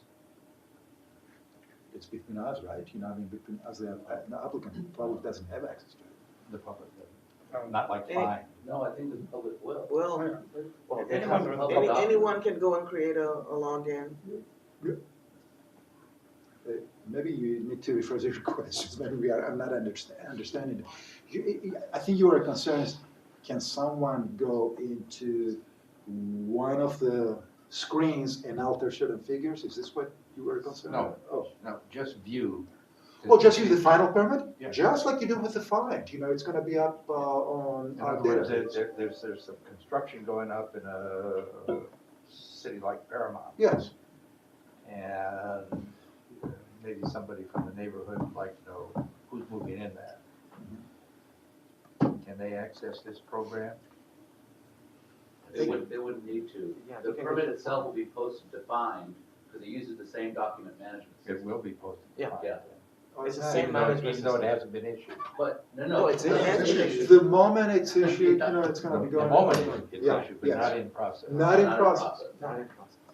So long as you have not submitted that to us, nobody can see it. And again, because fine has a 1-day delay from the OLTP database, Yeah. you would see it the day after it's been refreshed. So I'm just curious, that you have an electronic signature page Yes. that doesn't actually require a signature. And the only reason I mention it, I know that when you submit comments to the AQMD now, you actually have to sign online, and it's really tricky. And I was just wondering why, I don't know if you're familiar with that, if you've seen that, but if you've seen submit comments to the AQMP or whatever, there's an actual signature spot online on your, Interesting. on your, Yeah. you have to play with your mouse and do some sort of signature. And this doesn't require it. I was just wondering what the thought process was behind it. We just try to keep it as simple as possible. Yeah, so- And we won't issue That your was the permit sole motivation. unless you pay. So that's the motivation, and Yeah. if you're not paying, Yeah. you're just goofing around, it's not gonna take you anywhere. I'm not 100% sure, but in conversation with one of the guys who works on that comment submission program, that is kind of a substitute for a CAPTCHA requirement. The live signature scribble type thing reduces automatic submittals. Oh, really, is that the Yeah. purpose? Yeah. Sure will, because it's tough. Well, and a bot won't be able to do that, so that was one of the reasons they were doing that. Bill, I've got to leave, but I got an answer to your question earlier. So I said the answer was 7 to 10 million on the inventory balance. It was at around 9 point some million last year. It's right at 7 right now. So the number's good. Thank you. So I don't know what you guys think, but understand why we are so excited about this. I mean, these folks, did a terrific job, and working with their subcontractors, developing the tool. We invested both sides, countless of hours, troubleshooting, and trying to test and improve things. And we learn a lot, and I'm sure we are going to continue learning a lot, but the lessons learned, we'll be able to take them, and utilize them at our next steps, So how similar is it to the Bay Area? Not at all. Okay. This is all Well, Aura is promising me is far superior, but please don't repeat that to Jack, okay? And I buy and I believe everything that Aura tells me, so, no, seriously, it's a little bit, Our thresholds are a little bit different, as you know, they are practically in attainment, we are not, so we have more stringent thresholds, but overall, we think, it will work better. And we developed it a lot faster, as you know. It took them, close to 10 years to develop their tools and a lot of money. But in a way, they paved the way, right? So we were able to truncate the time schedule to a few months, and at a fraction of the cost, so we are very proud, for what has been accomplished. This has been a long time coming, long overdue. So I think, given enough time to adequately shake it out and everything like that, we owe that to everybody. You guys. Yeah. And the good news is, like I said, the gas station and the automotive spray booths, we are testing those internally as well. We got our, we just amended 1401 last week, so we gotta reflect the latest emission factors into our online tool. And also we have to reflect the latest 1147 amendment to the auto body spray booths. But other than that, most other parts, that already been developed. So next time we meet, I think we'll be demoing those two items to you guys. Now, we want to go live with this, and start beta testing live and start issuing permits online, for the next several months before we go into full production. And the question is, I don't know whether you guys have any suggestions, how do we reach out, those prospective, applicants? I mean, one idea that we had was, well, every month we are receiving, X number, of permit applications. Maybe we can set those aside for the next few weeks and try to persuade, folks, to use the tool. And with understand that we'll be there to help them out. We can do it here. We can go to the workplace, I guess. I have, the Alliance has dry cleaners, auto body shops, and Sioma are the gas, they've got 2,500 or 2,700 gas stations. So I've already alerted those three industry sectors about this. Right. Yeah. We can work with the individual trade associations. Okay. The associations are my members, right. But we can work with their leadership to spread that word out through those individual associations. Now that's not all dry cleaners and all body shops and all gas stations. Everybody isn't a joiner. Right. But it will cover a pretty good portion of those units. That would be great. And my suggestion is, even though, let's separate for a second, the dry cleaners from the other guys, the gas stations and the automotive spray booths. If you think that you can reach out, and see whether we have any takers, we would be delighted to contact them, and see whether we can do some hand holding, and take them through the process. And that's exactly the word I was going to use. The Korean dry cleaners, they're going to take a lot more hand holding than anybody else. Yeah, that's fine. We do have Korean-speaking individuals here, so we should be able to do that. In fact, maybe I can set up a meeting maybe here or something like that, where we can sit down. Absolutely. And it would probably be helpful if you had a translator there too, but I'd be happy to do that. That's great. And like I said, we try to figure out, our business process, but it's within our thinking that perhaps we'll establish some kiosks, here at the lobby, in one of the vacant rooms that we have there with a computer, so people can come in, make an appointment maybe, and drop in and we can fill this out, at least initially, for up until we get over the hump and, we learn from that process. What do you think, though? Very nice, yeah. Eddie? I'm ready for the reclaim refinery. Just one Yes. suggestion about the forms, like the supplemental e-forms. Yes. I think they need to be drastically simplified. Okay. I think that's gonna help a lot of people, because I think some of the forms, they just ask way too much Information. like design criteria down to like number of transfer units for scrubbers.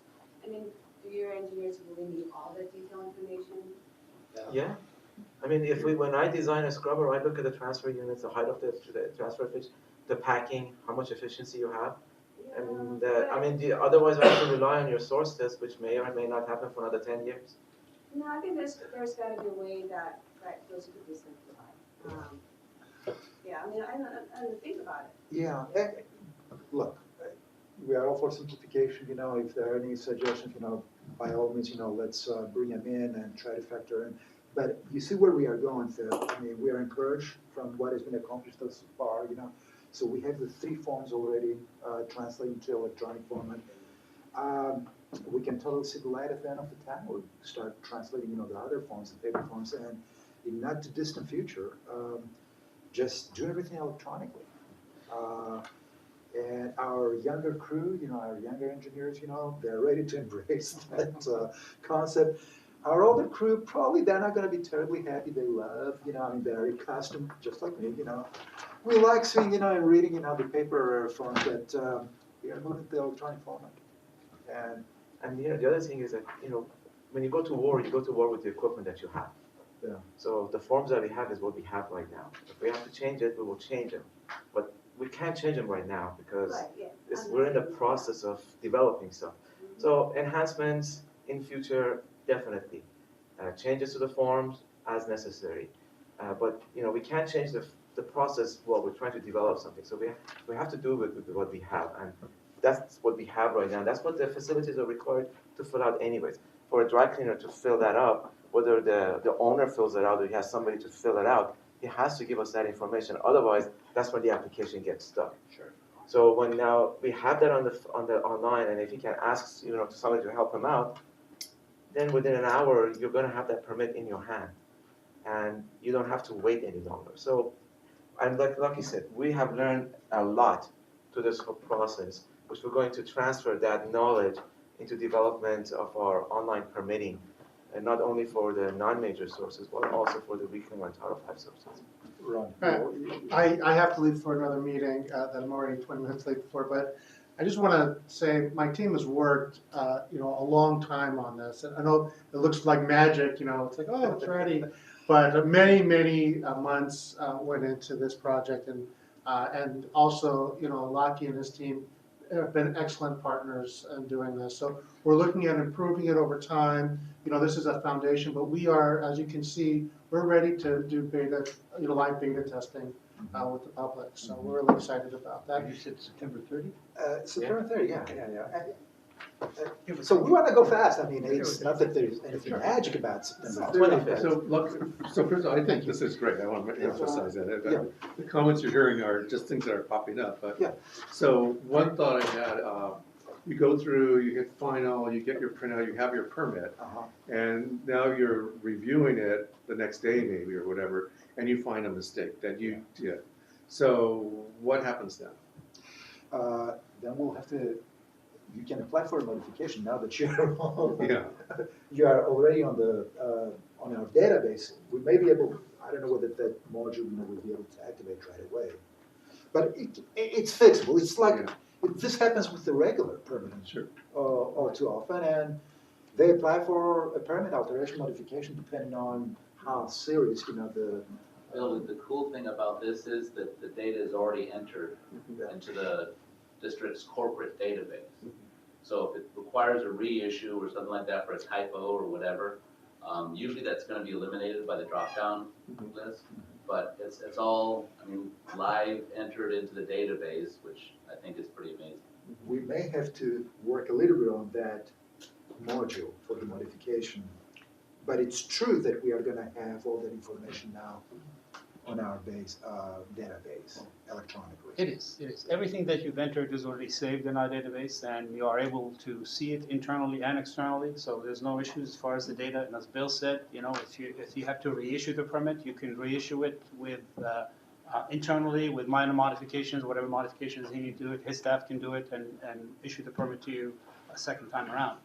If there's mistakes made as a result of some reason. Of course, if the mistakes were made as a result of a submission error on your part, then they would have to decide as to whether this is a modification of the original permit or not, and then a separate filing or whatever the case may be. They'll work on it that way. Having the user enter data has pluses and minuses.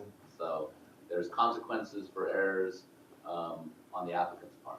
But I think a lot of these mistakes we picked up right away, because Right. the system won't let you proceed. Exactly. Right. There are data validation checks throughout the whole application, so, I mean, we, as Amir said, we strive for two things. We strive for usability, number one, because we recognize these are small sources, and number two, we strive for accuracy.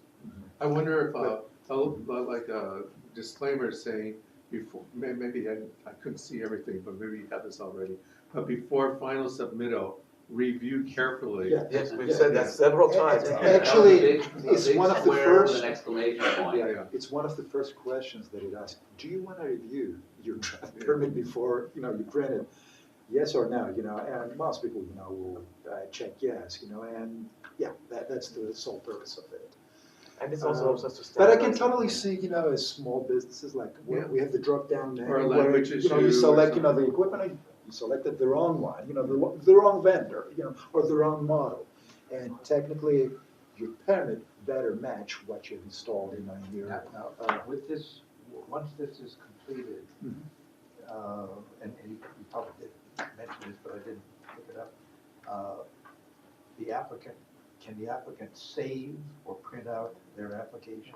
Yes. Absolutely. That's exactly what. So they send it in to you, and then, would you like a copy? You have an email. No, You have an actually- email In with fact, all you the- get an Oh, email. You've already Of got all the email. forms Yeah. that you completed, the Uh-huh. CEQA, the 400A, the PS, you are getting copies of those too, not just your permit. Okay, So you have them in your I'll have a archive. record copy, Yeah. and you have. Yes, yes. Great.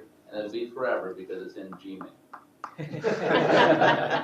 Not on Monday, just. Yeah. So I'm very impressed, really good job with all this.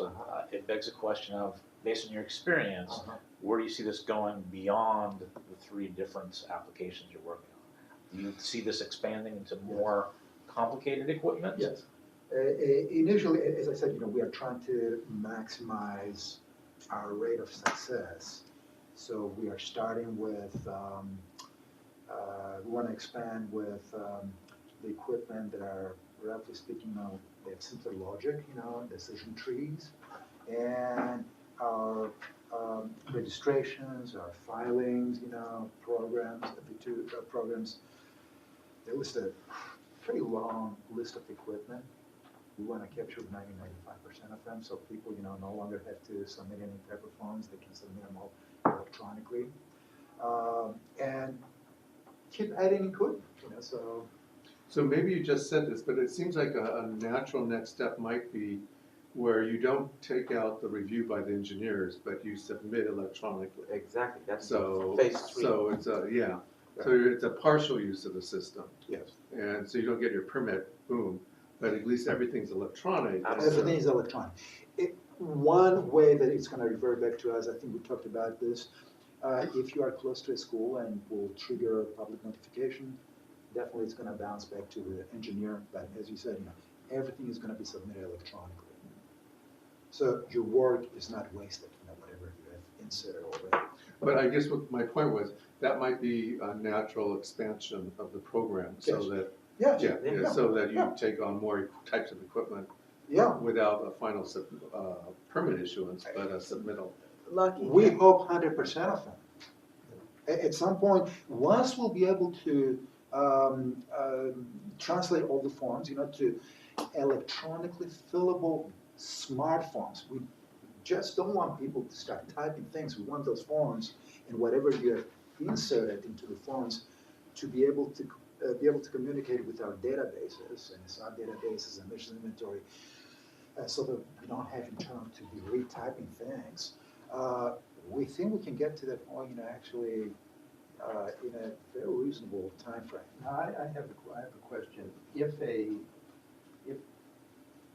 If public notification is triggered, Yes. at a school within 900 feet. Yeah. Okay, now, is that going to trigger a phone call or a letter from the engineer, or is there going to be some instruction that I have to go to the school? The form is going to tell you why you won't be able to get your permit online when it does the rule review for you. Rule 212 is one of the rules that you trigger, and will tell you, hey, you'll be subject to public notification because you are in 900 feet distance, from a school, But will it tell me the steps that I have to go through to begin that process? Right, so at that point, the A list unit. of the student body and all of that Right. other stuff. So at that point, the whole information that you have submitted is transferred to the engineer. A human being. A human being, human and then being. the engineer is going to prepare the forms, the letters that you typically get, and that will be communicated with the facility. Yeah. So again, we're not wasting anybody's time. Everything is being submitted electronically. We're capturing the data. It's going to be assigned to an engineer if you cannot get that permit. Because we honestly can't issue a permit to every time you file something electronically. There are some rule violations that you may not be able to meet. There's at school, there might be a CEQA issue, but that information is not lost. That time that you spend on it helps us get that information, and then we will get that information in electronic format and hand it to the engineer, and then the process will pick up, because we haven't built the back end, as Bill was alluding to, that can be done electronically. The back end hasn't been created yet, but we're in the process of developing it, but we have to go through phases. And as Lucky said, we have to be able to first crawl, walk, and then start sprinting. So we're in the walking phase right now. And then once we get a little bit more sophisticated with the program, we can do a lot more. But we wanted to show that, it can be done, and we have done it. And it didn't take us 10 years. Testing too, I mean, is it going to tell the applicants what their options are, where they can go for, to get a source testing? Well, that, You've got that. We We went have through this that, with well, 147. right. Like I said, it depends on the module and type of equipment that we're focusing on. This type of equipment, because of the fact the way the rules are written, they're only limited to the type of equipment that you can install, but we know it's going to pass our initial requirements online. However, if at any moment in the process, we have come to the conclusion that, now you need to have a live body needs to look at it, we'll still let you go through the process, but then we will explain to you at the end, we have accepted your application, it will be processed shortly, expeditiously, but you won't be able to get your permit online. Subject to the part of regulation requirement that you need to fill. I know we have a few minutes left, before the next meeting starts. It wasn't much, I just wanted to say that it's transparent to the filer, but there's actually 5 different applications that are working here. And the front end with the 400A form filing will allow you to file any 400A form that's listed on the permitting page. It's just that the permit processing right now is going to be for those 3 modules. Right. But you can file everything, and for the filing, that's going to be an automated way to start the workflow with the engineer. I mean, for all practical purposes, 400A, 400 CEQA, and 400 PS, we can just turn it loose, say for all non-majors, fill up the applications and turn them in electronically. But we're trying to have it done a little bit more controlled process so we can figure out where the pitfalls are, or if we need to modify the process to be a little bit smarter. Well, I have another question. Yes. If, it's geocoded to see if Right. the school The nearby, school's not nearby. is that property fence line, or is that in the middle of the school? No, what it does, it looks from the facility property to the school closest boundary. Okay, and so let's say, just by mistake, the permit was issued and an inspector comes out and it's like 800 feet from the school, and the permit was issued, who's at fault? Is it a permit shield for the? If it's look, if our permit or the way the distance, was established, if it's our fault, it's our fault. Well, I hate to admit it, but there are a lot of permits out there that we should have looked at that closer, what the permits were issued.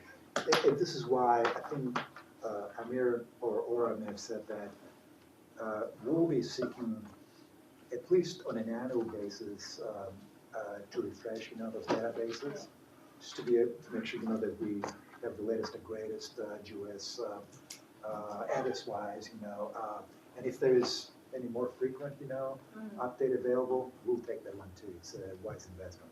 Actually, We don't set people in jeopardy. I haven't told you this, but we're looking for not free stuff, we're actually looking for subscribing to packages that are out there, because that is a very important process, and we're looking into it. Also, the applicant isn't off the hook, because as you saw, there's a data entry field for if the applicant knows of a school nearby. So, you know, it's a cooperative effort. We're relying on a database, but we're also relying on the app.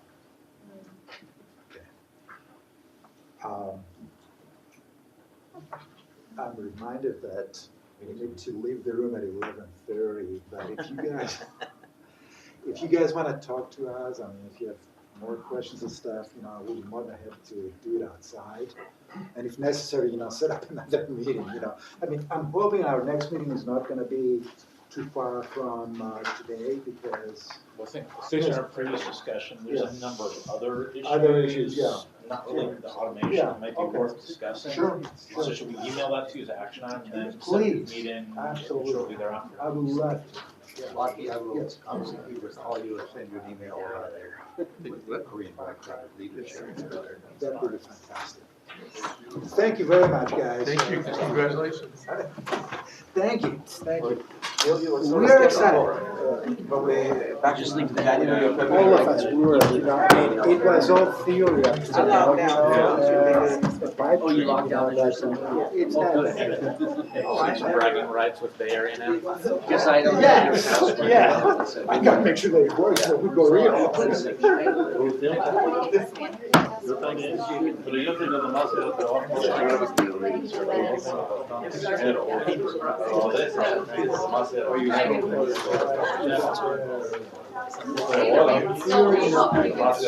Collaborating. And everyone has to.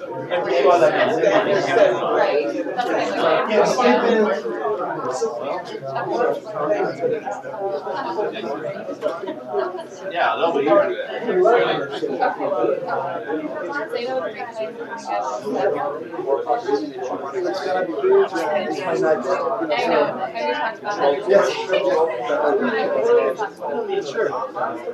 Monitoring is. I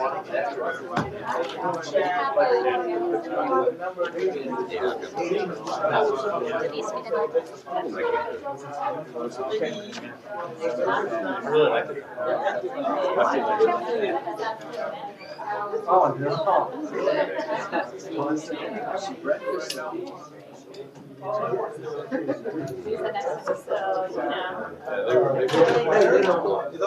We're good, thank you. Thank you, guys. Good job. Alright, we'll see you tomorrow. Lunchtime. Yeah, That one, yeah, there's. Yes, I've seen this. You're right, but always, great work with you. Nice to be in here for change out of GB for a change.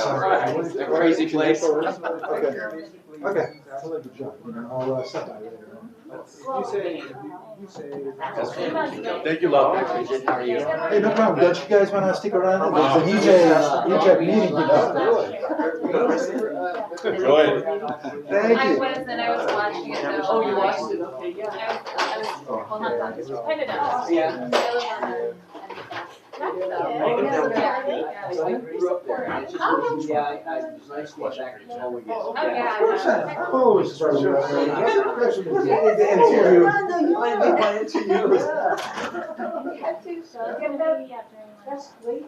No, I know what you're saying. Yeah. You know, you say that, you know, are they really, you calculated? Right. I make them Hey. calculate. Hey there, take care. Did you get my two texts? No, I'm just taking a look right now. I'm here with you. Thank you so much. I just texted you and I said, I'm in here, blah, blah, blah, da, da, da. And then I said, I didn't hear from you. I said, don't you need some setup time? Yeah, I figured, well, was it you that called right now about the food setup? It was outside the door. Yeah.